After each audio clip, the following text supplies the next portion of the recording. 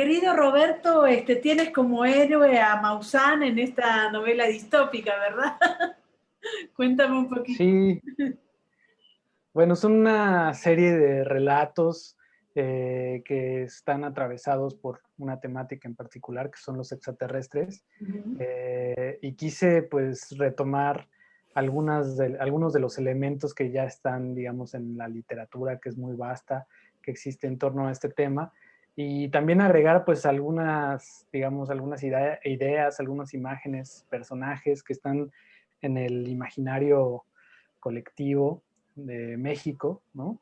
Y que para mí también son muy significativos, no solamente, digamos, como referencia del fenómeno ovni, ¿no? Sino como de mi infancia, ¿no? Me Eso es recuerdo. cierto. Podríamos decir que Maussan es un efecto de la cultura pop, digamos, ¿no? Por lo menos la del siglo XX, ni hablar. Claro, apenas, bueno, tengo muy presente estos trailers que hicieron respecto a Stranger Things, las nuevas temporadas en donde lo incluían, ¿no? Y a mí me pareció como un cruce muy bueno, como justo ahí debe haber alguien que conoce muy bien a los mexicanos, ¿no? Como para haber ideado que un personaje, una personalidad y como la de Maussan, estuviera presente y generara como este ambiente de nostalgia que tiene esa serie, ¿no? Ahora, también es cierto que tú dices una serie de relatos y leyendo tu libro uno ve que esos relatos parecieran ser una novela, digamos, ¿no? Porque hay como toda una serie distópica y una manera clásica de pensar la distopía, digamos, ¿no? Es decir, no se mete en ese sentido la realidad en tus relatos, me parece a mí por lo menos, y fabrican una gran historia de ciencia ficción desde que empieza hasta que termina. ¿Es así? Pues tiene algunas conexiones que me gusta pensarlas, sobre todo en función de que generan una historia más grande y que por tanto podría ser mucho más compleja, ¿no? Empezando por los títulos, por ejemplo, ¿no? Cuando las luces aparezcan, es el título del libro, que se divide en dos secciones. La primera es formas de abducción y la segunda es después del contacto, es decir, de alguna manera son un antes y un después, y para mí era importante que desde los títulos se forjara una historia, ¿no? Algo que el lector ya pudiera ir creando en su imaginación y también como una especie de anclaje para que se detonaran, ¿no? Ciertos elementos que están en las historias. Digamos que lo que menos está presente de manera literal son las luces como tal. Sin embargo, sí hay luces como símbolo, está la llegada de las naves, pero están de alguna manera convertidas en elipsis que a mí me facilitaron narrar como qué es lo que pasaría después de las naves, ¿no? Es decir, ya está la idea de las naves en la portada, en el título. Ahí como narrador me interesaba desarrollar lo que sigue. Y en ese sentido, pues cada texto tiene algún punto en el que se encuentra. Quizá algún lector que sea muy quisquilloso podrá asociarlos. Por ejemplo, en el segundo relato, el personaje termina, digamos, en una situación muy compleja en la que se ve obligado a obedecer las órdenes de alguien más. Y en el tercer relato, digamos que alguien despierta, ¿no? De una realidad paralela y pareciera que es una continuación del relato, ¿no? Entonces, creo que digamos, esa lectura es intencional, me gusta que la hayas percibido, pero también me gusta pensar que pueden leerse de manera individual, ¿no? Sí, más allá de los géneros, me interesa pensar en que para ti la ciencia ficción es precisamente algo al que aferrarte desde tu literatura, digamos, en el sentido de que no es que vienes aquí y me dices, no, es que estoy hablando de México y México es una distopía y entonces crea una distopía alrededor de ella. No, tú crees en la ciencia ficción, crees en los extraterrestres e incluso crees en Maussan, digamos. Claro, es que creo que está muy conectado, es decir, por ahí alguien decía no puedo escribir lo que no creo, ¿no? Y comparto esto, ¿no? Es decir, a mí me interesa la posibilidad de que existan más seres en el universo, ¿no? Y como que llevar esa especulación al siguiente nivel a través del lenguaje para mí fue muy significativo y muy revelador, ¿no? Entonces, ese tipo de ciencia ficción yo creo que tiene que ver sobre todo con qué tanto te acercas a ella o qué tanto te alejas, ¿no?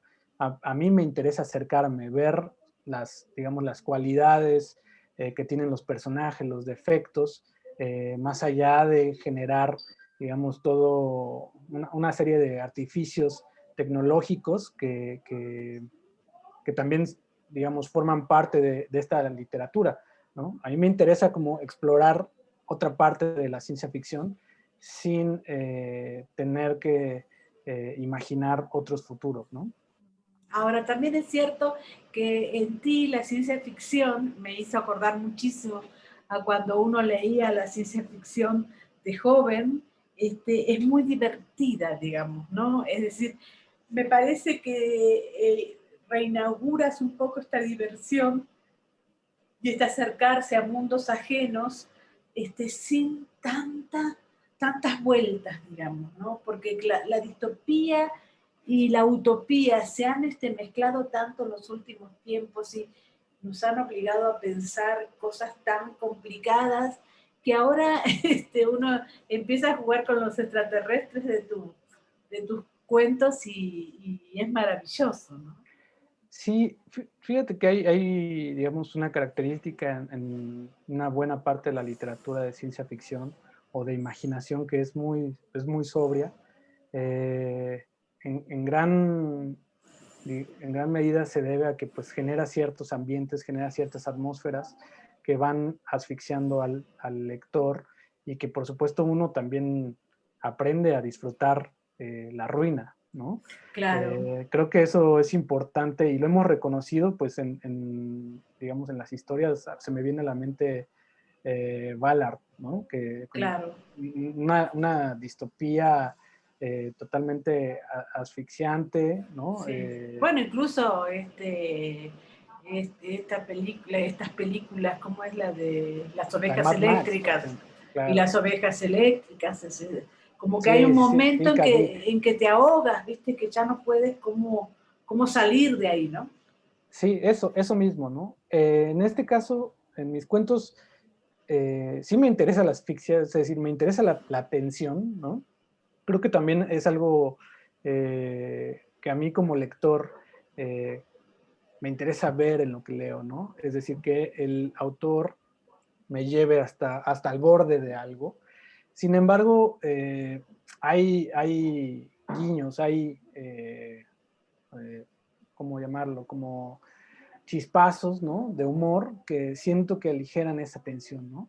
Y eso, por ejemplo, a mí un poco me recuerda a Lori Moore, esta escritora norteamericana, que para mí es una influencia Muy básica, marcado. sí, en la que trata temas muy sombríos que no se pelean para nada con la ironía, ¿no?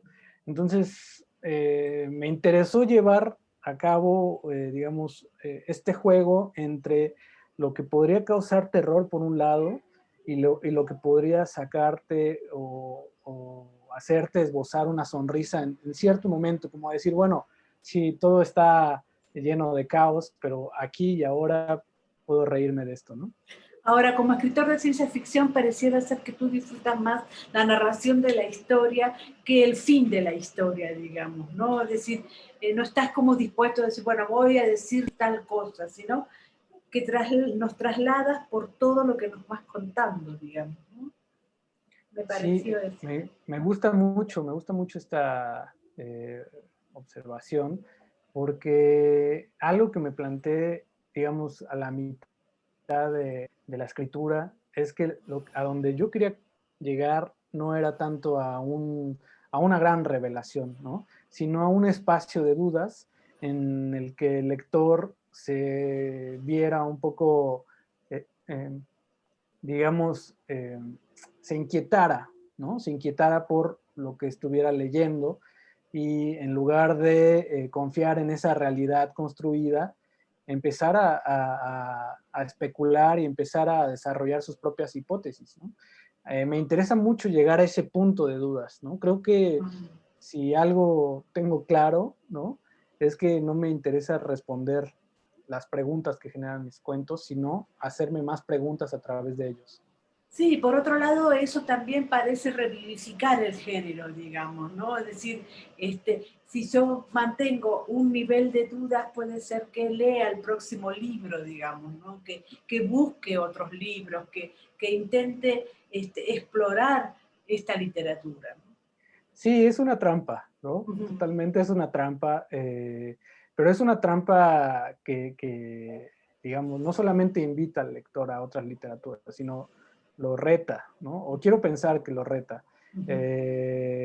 Como toda literatura especulativa, ¿no? Es decir, la literatura especulativa no es solamente una ventana hacia un escenario posible, ¿no? Es más bien todo un postulado de imaginación que tiene que ver sobre todo con las emociones y con las experiencias que han tenido ciertos autores y que son transferibles a los lectores, ¿no?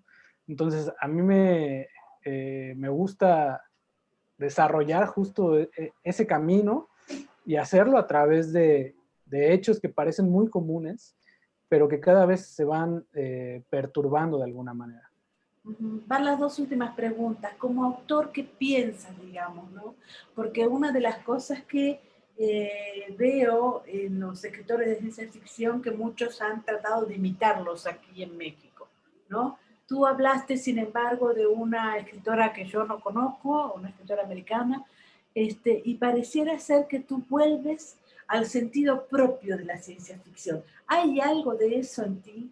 ¿Hay algo de buscar una ciencia ficción natural, libre, sin esos pensamientos alrededor que siempre tratan de explicarla? Sí, hay algo de eso. Quería economizar los artificios, los fuegos artificiales, ¿no? Ujú. Quería, digamos, despojar de un cúmulo de tecnología que a veces a mí, estoy hablando de mi yo como lector, a mí me distraen, ¿no? Entonces, sin duda hay una intención por concentrarme en tanto en, digamos, en la experiencia emocional de los personajes, como en, digamos, en su forma en la que trasciende a través de los hechos particulares, ¿no? Ya sea una abducción que puede ser una metáfora de una familia disfuncional, o puede ser también una metáfora de la soledad, o puede ser una metáfora de un secuestro, ¿no? Ajá.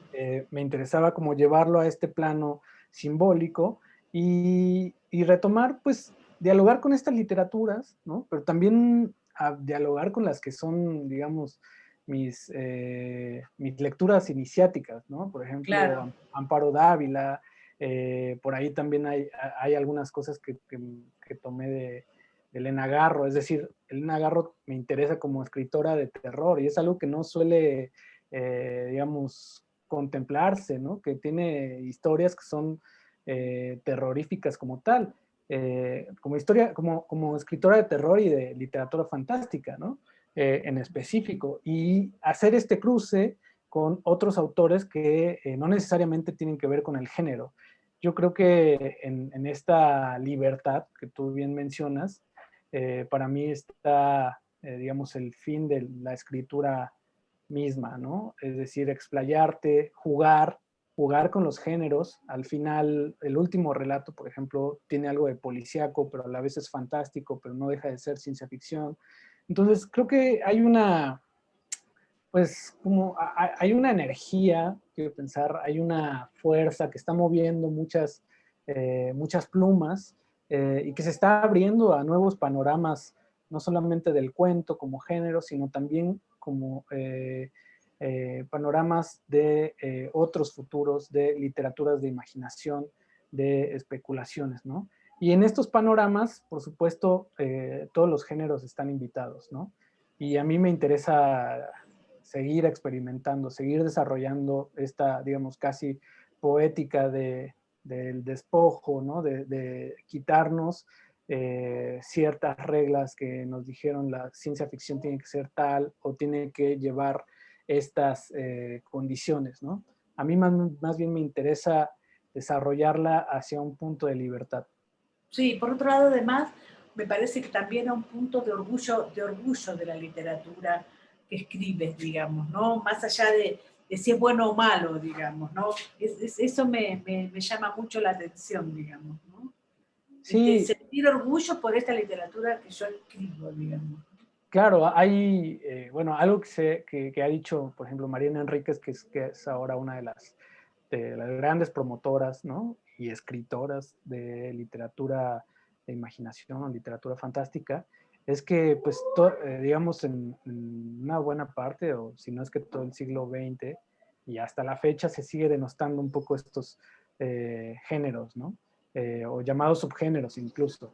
Pero ella creo que ha dejado claro, pues, que escribiendo terror, escribiendo literatura fantástica, se puede llegar a tener un gran número de lectores.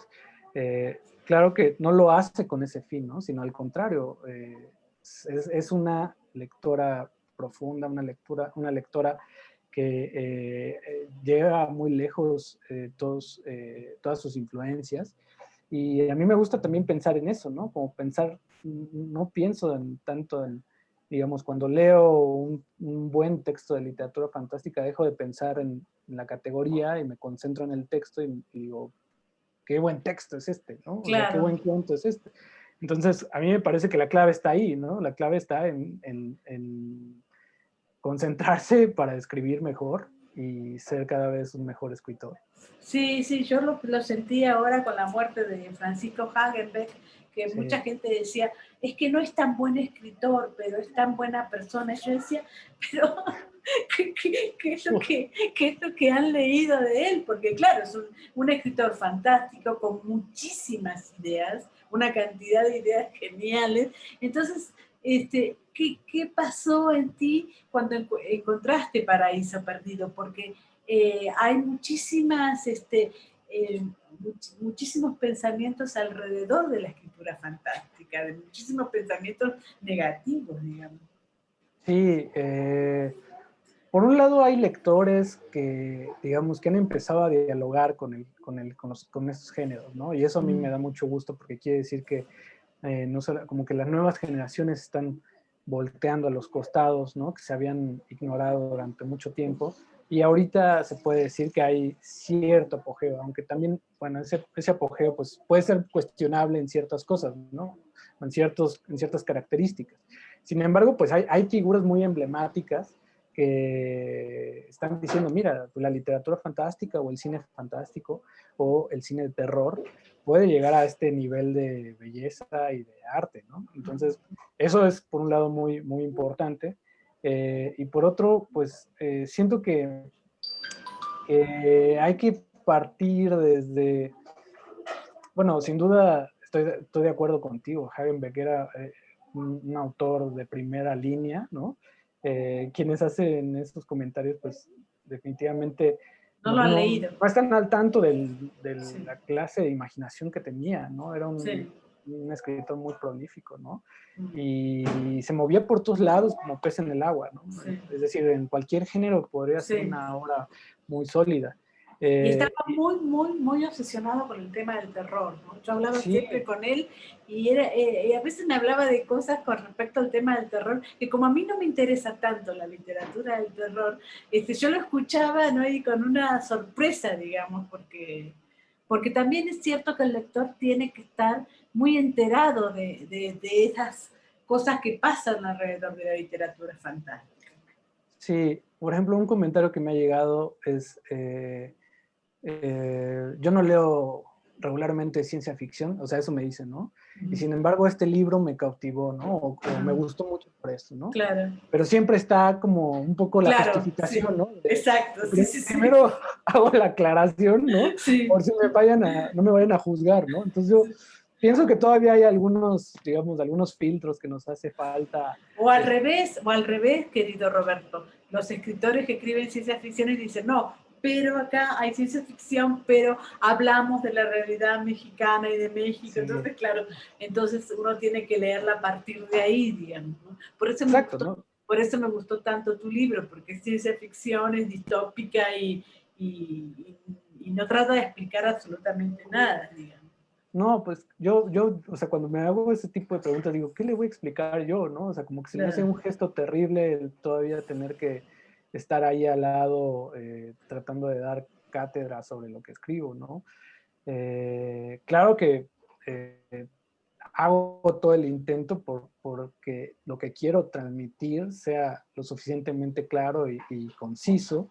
Sin embargo, se me hace pues terrible que se justifique, ¿no? O sea, como Claro, que sí, es existe cierto. un miedo, ¿no? Un miedo a Sí, definirse como autor de géneros especulativos de imaginación y digo, no, para mí es un orgullo, ¿no?